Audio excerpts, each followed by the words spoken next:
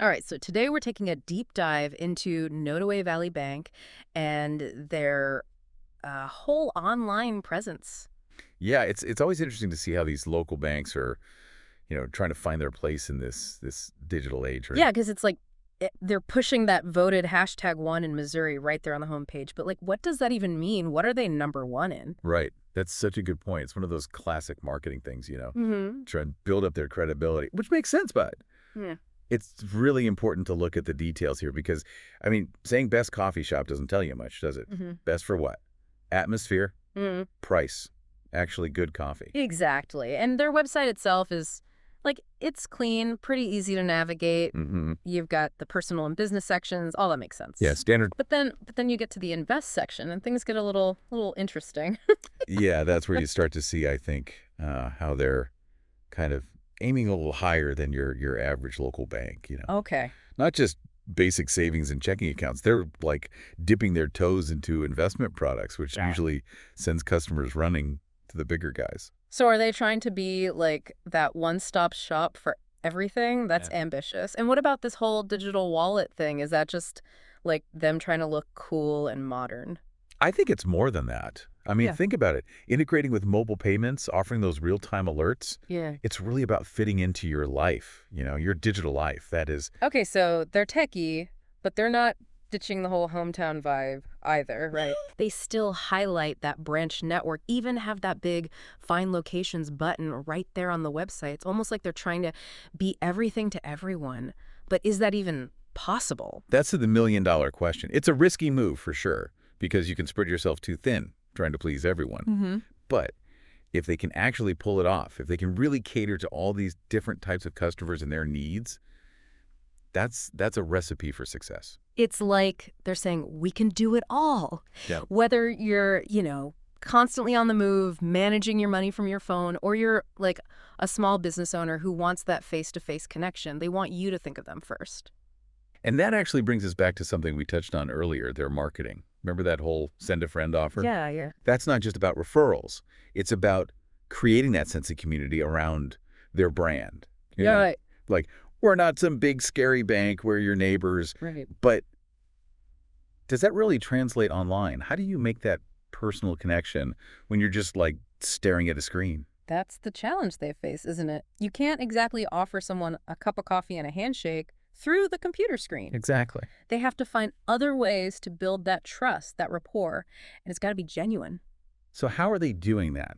What are some of the ways they're trying to create that personal local feel, even online? Well, one thing that immediately caught my eye was their use of customer testimonials. Okay. Like they're putting actual people front and center, sharing their positive experiences, which is pretty standard, but It's more than just, this bank is great. They're choosing stories that really emphasize those key themes.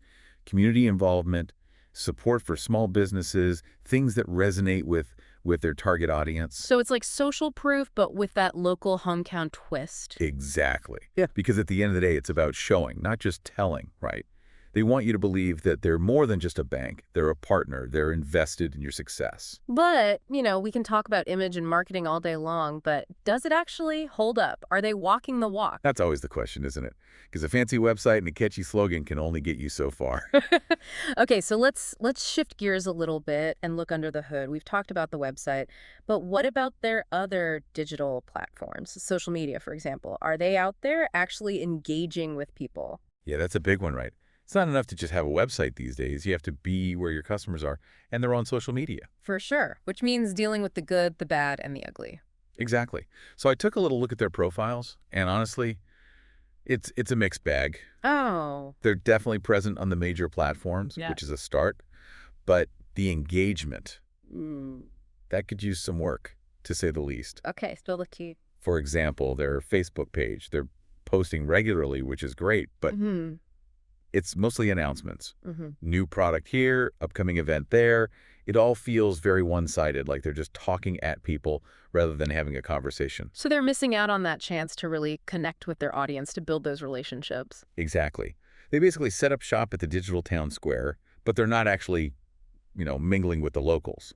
It sounds like they need to step up their social media game if they want to attract those, younger, more tech-savvy customers. Absolutely. It's time to move beyond just pushing out information and start thinking about creating content that actually sparks conversation, that builds a community. Because at the end of the day, people want to do business with people they like, people they trust, and that's true online just as much as it is offline. 100%. It's about forging those human connections, even in the digital space. And that takes effort. It takes authenticity. All right, so we've talked about their website, their marketing, their social media. What's the big picture here? What does all this tell us about Nodaway Valley Bank's overall strategy for the digital world? I think, if nothing else, they're willing to experiment, which is a good sign. They're clearly trying to find that balance, right? Trying to bridge the gap between tradition and innovation, high tech, and that personal touch they keep emphasizing. It's a tough line to walk, for sure, and they might not always get it right, but they're definitely putting in the effort.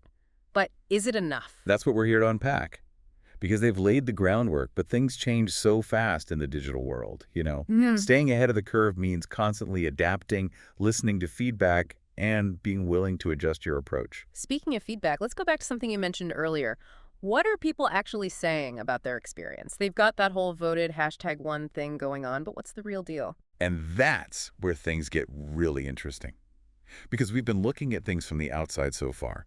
To really understand the impact, we need to dive into those online reviews, the customer comments, all that juicy stuff. Because sometimes the real story is hidden in plain sight, right there in the comments section. 100%. So buckle up, because we're about to go beyond the polished website and the carefully crafted slogans to see what real people are saying about their experiences with Nodaway Valley Bank. Yeah, it's a weird mix, right? Like when one minute they're all about the latest tech, the next they're talking about local branches and community events. Yeah, it's a tough balancing act. Trying to appeal to the younger generation that practically lives on their phones and the folks who still want that personal touch, that face-to-face interaction. Makes you wonder who they're really going for here. Are they trying to be everything to everyone, or are they going to end up spreading themselves way too thin? It's definitely a risk, no doubt about that. But I think even if they don't manage to capture every single customer out there, they are showing that they're willing to adapt. And in this day and age, that flexibility can be a major advantage. It's like they're saying, we can do it all, Yeah. Whether you're like a digital nomad managing your finances from your phone or a local business owner who wants that personal touch, they want to be the first ones you think of. And that kind of brings us back to something we were talking about earlier, that whole send a friend offer they're pushing. Right. That's not just about referrals. It's about building a community around the brand, creating that sense of belonging. Yeah, like, hey, we're not just some faceless corporation. We're your neighbors. But does that really work online? How do you create that personal touch when you're just staring at a screen, That's the million-dollar question, right? Yeah. You can't exactly shake someone's hand or give them a warm smile through their computer screen. Exactly. They've got to find other ways to build that trust, that rapport, and it's got to be authentic. So how are they doing that? What are they actually doing to create that personal, local feel online? Well, one thing that stood out to me was their use of customer testimonials. Okay.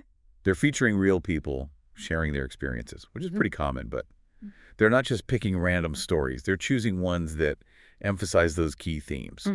Community involvement, support for local businesses, things that really resonate with their target audience, So it's like social proof, but with that local hometown spin. Exactly.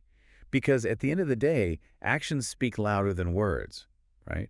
They're not just telling you they're invested in your success. They're showing you through these stories. It's smart, for sure. But it does make you wonder, are they backing it all up? All this talk about image and marketing. What about the actual substance? Right, because a slick website and a catchy slogan can only get you so far. At the end of the day, it's about delivering on those promises. Okay, so let's dig a little deeper then. We've covered the website, but what about their other digital platforms? Are they active on social media, for example? Are they engaging with customers? Yeah, that's crucial these days, right? You got to be where your customers are. And let's be real, they're on social media. Big time. Yeah. Which means dealing with the good, the bad, and the ugly, all of it. Exactly. So I took a look at their profiles, and to be honest, it's a bit of a mixed bag. Oh. They're definitely there, which is a start. Got the Facebook, the Instagram, the whole 9 yards. But the engagement could definitely use some work. Give it to me straight. What's the deal? Okay, so for example, their Facebook page.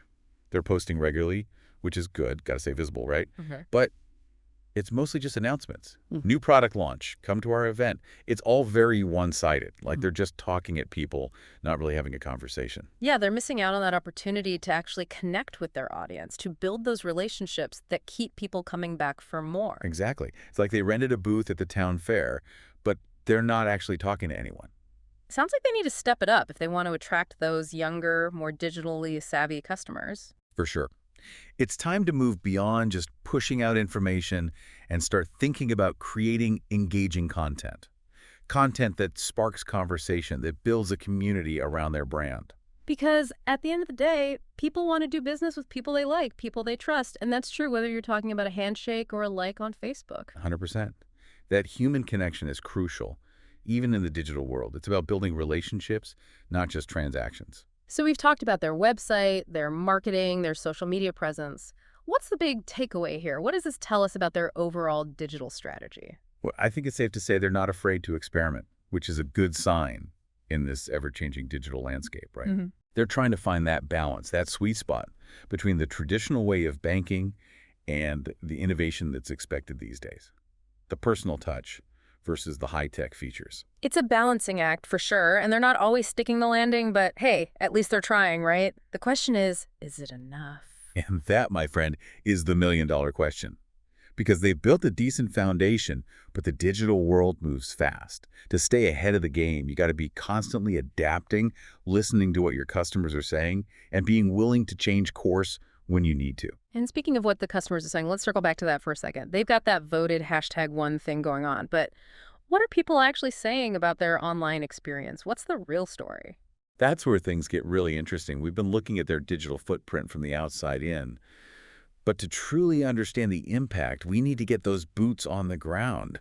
We need to dive into the world of online reviews, customer testimonials, the nitty-gritty. Because sometimes the most valuable insights are hiding in plain sight, right there in the comments section. 100%. So buckle up, because we're about to go beyond the polished website and those carefully worded marketing slogans.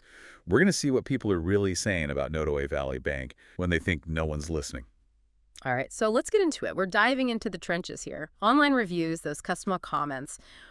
What are people saying when they think Nodaway Valley Bank isn't listening? Well, get ready for a wild ride, because it's a mixed bag out there. I mean, you've got your 5-star raves talking about the friendly tellers and that small town vibe, but those don't tell us much about the digital side of things, do they? Yeah. It's when you dig into those app store reviews, those local forums, that's where the real tea is spilled. Okay, hit me with it. What are people saying? Give me the good, the bad, and the ugly. All right, so the good news is their mobile app. Generally pretty well received. People seem to find it easy to use, which is huge. Yeah, ain't nobody got time for a complicated banking app. Exactly. But Yeah. there's always a but, isn't there? There always is. Some users mentioned it's a little light on features compared to, some of the other apps out there, like budgeting tools, spending trackers, that kind of stuff. So the basics are there, but they might be missing out on attracting those power users, Interesting. So room for improvement. What about those NVB real-time alerts we talked about? Are those living up to the hype? Okay, so this is where it gets really interesting. A lot of positive feedback on that front.